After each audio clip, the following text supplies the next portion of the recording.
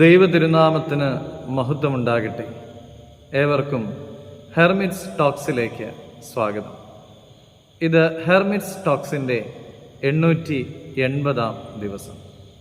ഇന്ന് പുതുഞായറാഴ്ചയ്ക്ക് ശേഷം വരുന്ന 3-ാമത്തെ ഞായറാഴ്ച.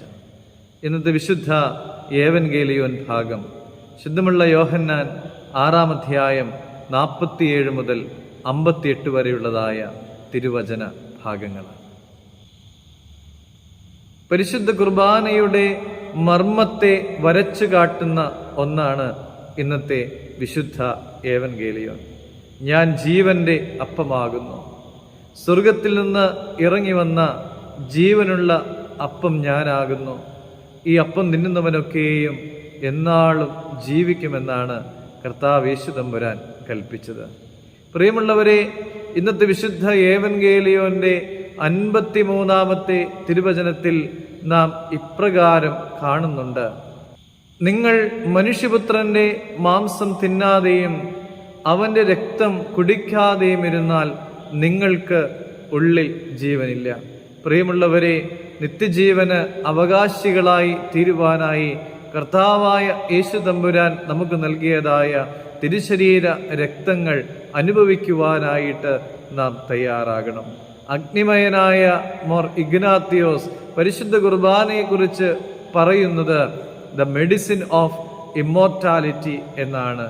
അനശ്വരതയെ അവകാശമാക്കുന്ന ഔഷധം.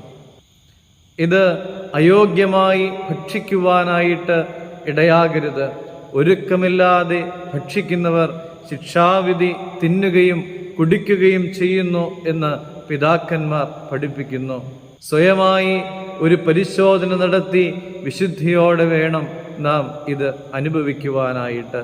ശുദ്ധമുള്ള യോഹന്നാൻ 13-ാം അധ്യായം 27-ാം തിരുവചനത്തിൽ ഖണ്ഡം വാങ്ങിയ ഉടനെ സാത്താൻ അവന്റെ ഉള്ളിൽ പ്രവേശിച്ചു എന്ന് നാം വായിക്കുന്നുണ്ട്.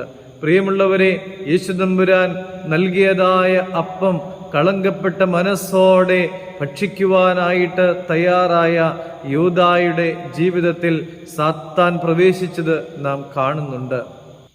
പ്രിയമുള്ളവരെ, സാത്താൻ നമ്മിൽ പ്രവേശിക്കാതിരിക്കുവാൻ തക്കവണ്ണമായി ഒരുക്കത്തോടെ, നിർമ്മലമായ ഹൃദയത്തോടെ, വിശുദ്ധിയോടെ കർത്താവ് യേശു തമ്പുരാന്റെ തിരുശരീര രക്തങ്ങൾ അനുഭവിക്കുവാൻ തക്കവണ്ണം ഒരുക്കമുള്ളവരായി മാറുവാൻ എനിക്കും നിങ്ങൾക്കുമൊക്കെ സാധിക്കണം.